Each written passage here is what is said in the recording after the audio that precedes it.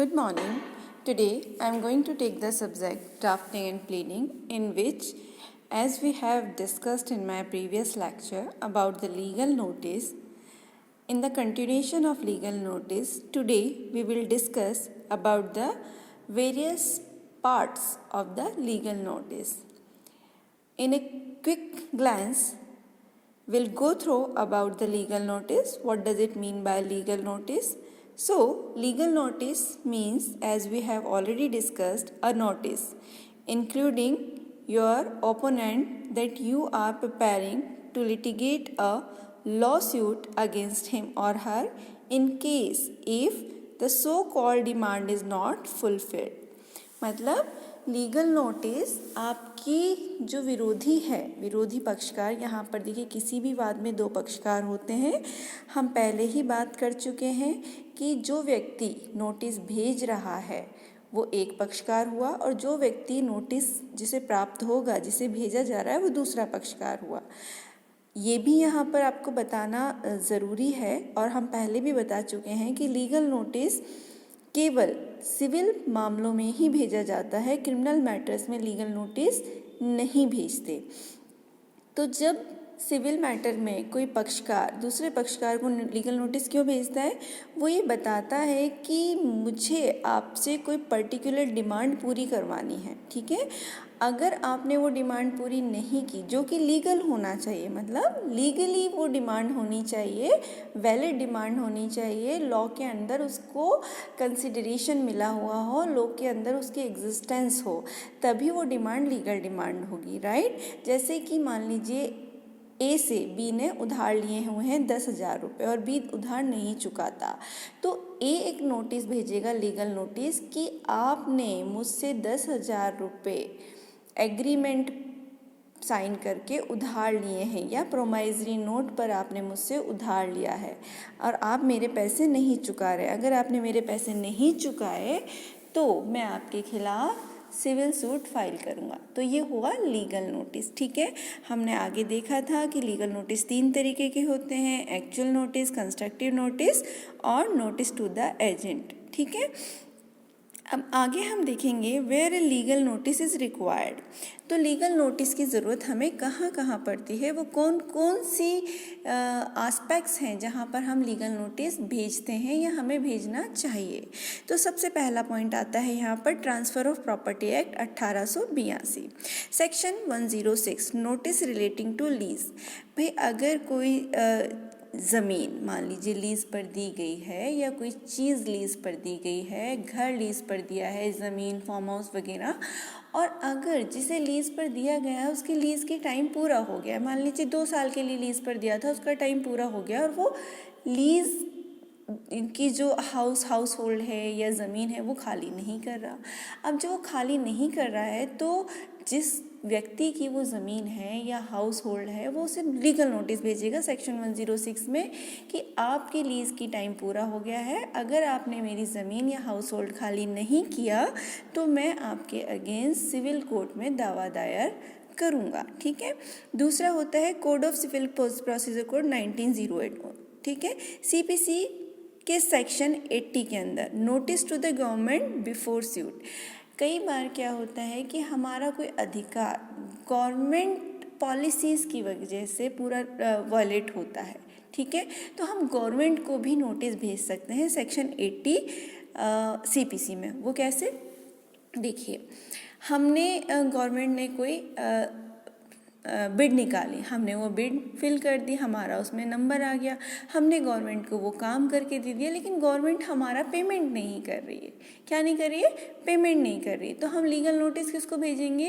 Government को, कि आपके कहे अनुसार आपकी शर्तों पर मैंने काम पूरा किया लेकिन उसके बाद भी आपने मुझे पेमेंट नहीं किया है, तो इसके लिए मैं आपको लीगल नोटिस भेज रहा हूँ कि यदि आपने मुझे पेमेंट नहीं किया तो मुझे मजबूरन आपके खिलाफ सिविल वाद दायर करना पड़ेगा। नेक्स्ट देखिए सेल ऑफ गुड्स एक्ट 1930 के सेक्शन 54 क्लोज टू में, where the goods are of a perishable nature notice to the buyer. देखिए सेल ऑफ गुड्स एक्ट का सेक्शन 54 सब सेक्शन 2 क्या बताता है हमें, मान लीजिए ए और बी दो पार्टीज़ हैं, बी ने ऐसे कॉन्ट्रैक्ट किया कि आपके जो ऑरेंज, अभी ऑरेंज का सीज़न आने वाला है, तो ऑरेंज का जो आपका फॉर्म है वहाँ से आप मुझे 100 किलो ऑरेंज सप्लाई कर दें, ठीक है। उसके लिए एग्रीमेंट हो गया किसके बीच में, ए और बी के बीच में।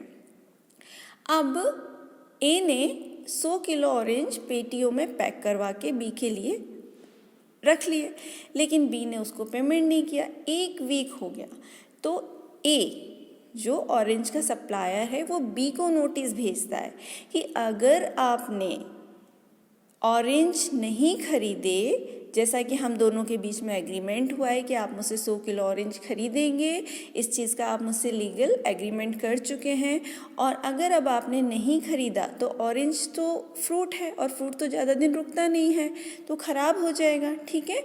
तो वो लीगल नोटिस इसलिए भेजता है कि देखिए फ्रूट जो ऑरेंज जो फ्रूट है वो ज़्यादा दिन नहीं रुकेगा, तो उसे आप तुरंत खरीद लीजिए। अगर आपने नहीं खरीदा और मेरा फ्रूट ख़राब हो गया आपके नहीं खरीदने के कारण, तो मैं आपके खिलाफ सिविल कोर्ट में दावा दायर करूँगा। समझ गए, ठीक है। नेक्स्ट, रेलवे एक्ट के सेक्शन 106 में भी इसी तरीके का दावा दायर किया जा सकता है। मान लीजिए हमने कोई रेलवे में पार्सल लगाया, पार्सल टाइम पे नहीं पहुंचा या रेलवे ने वो पार्सल नहीं पहुंचाया, तो भी हम उनको लीगल नोटिस भेज सकते हैं सेक्शन 106 में। या कोई ऐसी चीज़ थी जो ख़राब होने की नेचर में थी और रेलवे ने उसे डिले कर दिया या नहीं भेजा, तो भी हम 106 में नोटिस भेज सकते हैं। ये देखिए, द नेगोशिएबल इंस्ट्रूमेंट एक्ट 1881, ये सबसे इम्पोर्टेंट है। क्यों? सबसे ज़्यादा सिविल सूट जो होते हैं, नोटिस जो भेजा जाता है, वो इसी सेक्शन में हम लोग भेजते हैं, सेक्शन 138 ऑफ NI एक्ट 1881, ठीक है। इसमें क्या होता है, मान लीजिए ए और बी 2 पर्सन हैं, बी ने ए से 1 लाख रुपए उधार लिए, ठीक है। अब बी जो है वो उसको 1 लाख रुपए नहीं चुकाता, ए बार बार कहता है, तो बी एक दिन उसको एक चेक दे देता है 1 लाख रुपए का। ए ने वो चेक बैंक में लगाया और वो चेक बाउंस हो गया क्योंकि बी के अकाउंट में 1 लाख रुपए थे ही नहीं, ठीक है। तब अब क्या करेगा, ए क्या करेगा, ए जो है वो बी को लीगल नोटिस भेजेगा कि आपने मुझे जो चेक दिया था वो चेक बाउंस हो गया है, अगर आपने मुझे मेरा पेमेंट नहीं किया तो मैं आपके खिलाफ सिविल वाद दायर करूँगा, ठीक है। तो ये कुछ इम्पोर्टेंट एरियाज थे जहाँ पर हम लीगल नोटिस मेनली भेजते हैं। अब देखिए, how to write a legal notice. Legal notice लिखना क्या लीगल नोटिस हम कैसे लिखते हैं, इसके भी कुछ तरीके होते हैं, ठीक है, वो हम आगे डिस्कस करेंगे। To write a legal notice we can divide a legal notice into 5 main parts. Legal notice लिखने के लिए हमें क्या करना चाहिए, अच्छी ड्राफ्टिंग तभी होती है जब हम उसकी वेल प्रिपरेशन करें, ठीक है। तो उसे हम 5 पार्ट्स में डिवाइड कर लेते हैं। वो 5 पार्ट कौन कौन से हैं? सबसे पहला आता है रेफरेंसेस, ठीक है। अब रेफरेंसेस में क्या आता है, इसके अंदर वो unique reference for each legal notice so that it can be traced. Specifically आप लिखोगे कि लीगल नोटिस आप किस लिए भेज रहे हो, जैसे अभी हमने ऊपर के हेडिंग्स पढ़े ना, notice to the government, notice to the perishable nature of goods, notice for the dishonour of cheque. तो ये क्या हो गया, इसका स्पेसिफिक यूनिक रेफरेंस हो गया। फिर उसके बाद आती है डेट, ठीक है, किस डेट को आप नोटिस भेज रहे हो।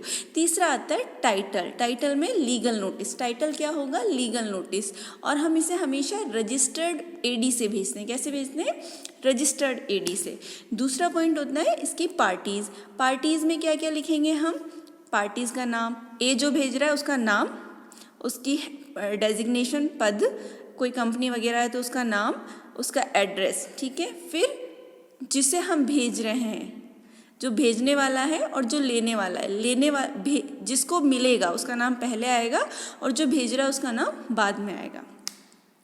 If the notice is sent on behalf of any person by another person, then the name, title, address and details of that person means client clear and confirm name, address and position of each person. ठीक है, अगर agent भेजता है तो वो ये लिखेगा कि मैं किस हैसियत से, किसकी हैसियत से, किसकी ओर से ये लीगल नोटिस आपको भेज रहा हूँ। ठीक है, नेक्स्ट आता है सब्जेक्ट। अब सब्जेक्ट में हम वो चीज़ लिखते हैं कि legal notice for breach of deed of agreement.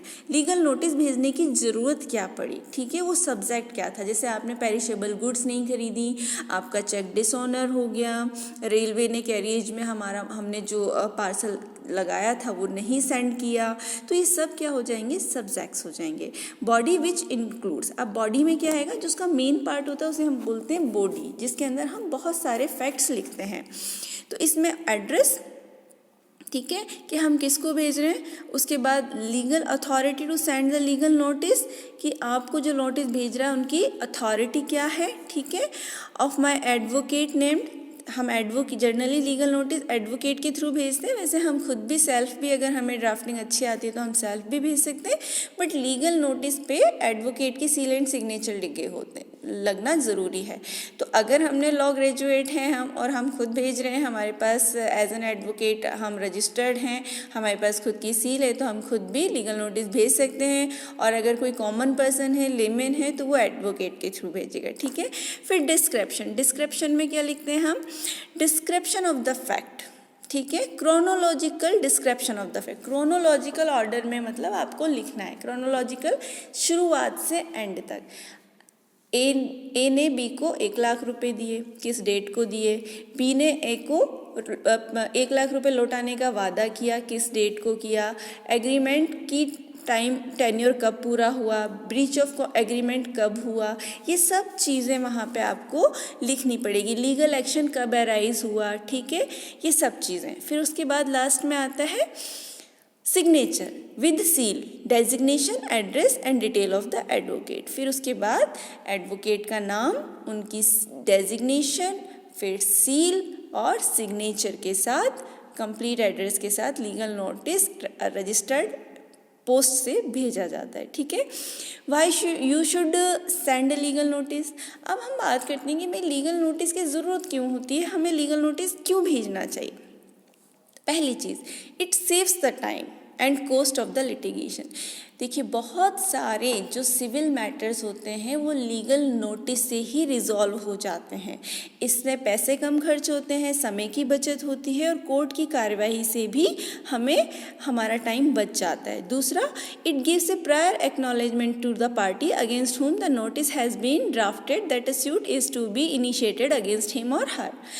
दूसरा पॉइंट होता है कि लीगल नोटिस जो सेकंड पार्टी है, द्वितीय पक्षकार है, उसको इस सूचना दे देता है कि जो प्रथम पक्षकार है, अगर आपने उनकी डिमांड पूरी नहीं की तो वो आपके खिलाफ वाद दायर करने के मूड में है, वो वाद दायर करेंगे। ठीक है, इससे उसे दूसरे पक्षकार को सोचने का मौका मिल जाता है कि भाई मुझे केस लड़ना है या नहीं लड़ना, क्या मैं इसे out of the court settle करना चाहता हूँ। Third, it is a legal requirement which should have been complied for the proper purpose of initiation of the suit. जब हम कोई सिविल सूट दायर करना चाहते हैं तो ये उसकी प्रायर कंडीशन भी होती है। ठीक है, कि एक बार आप द्वितीय पक्षकार को चेतावनी ज़रूर दें कि आप उसके खिलाफ कार्रवाई करने जा रहे हैं। तो इससे क्या होता है, देखिए, most of the cases out of the court he settle हो जाते हैं। ठीक है, जैसे मैंने आपको एग्जाम्पल दिया ऑरेंज खरीदने वाला, तो हो सकता है जैसे आपने बी को नोटिस मिला तो वो तुरंत ही कहे कि ठीक है सर, आप मुझे 100 kg ऑरेंज पार्सल कर दीजिए, ये लीजिए चेक, तो कोर्ट जाने की ज़रूरत ही नहीं पड़ेगी। ठीक है, ऐसे नेगोशिएबल इंस्ट्रूमेंट एक्ट के अंदर अगर बी को ये नोटिस मिला कि अगर आपने मुझे 1 लाख रुपए नहीं दिए तो मैं आपके अगेंस्ट कोर्ट केस फाइल करूँगा, तो बी ये सोचकर कि अगर ये केस कोर्ट में गया तो negotiable instrument dishonour of cheque की सज़ा होती है 6 months एंड 2 times जितना पैसा था उसका दुगना पे करना पड़ेगा। तो पार्टी क्यों दुगना अमाउंट पे करेगी, तो वो out of the court settle करती है। ठीक है, लीगल नोटिस मिला और वो पार्टी 1 लाख रुपए विद इंटरेस्ट देने को रेडी हो जाती है, तो देखिए कोर्ट का जो लिटिगेशन टाइम एंड कॉस्ट है वो बच जाता है। तो ये ज़रूरी, ये इसकी नेसेसिटीज़ होती हैं, लीगल नोटिस क्यों इम्पोर्टेंट है।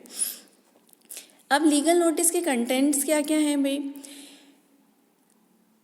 ये कंसाइंस स्टेटमेंट होना चाहिए, बहुत ही ब्रीफ में लिखा गया होना चाहिए।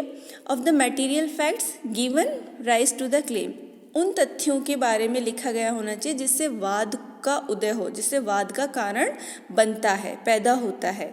Relief sought by the plaintiff against each named defendant, जिन जिन व्यक्तियों के खिलाफ वादी केस दायर करना चाहता है उन सभी व्यक्तियों का स्पेसिफिकली नाम और एड्रेस मेंशन होना चाहिए।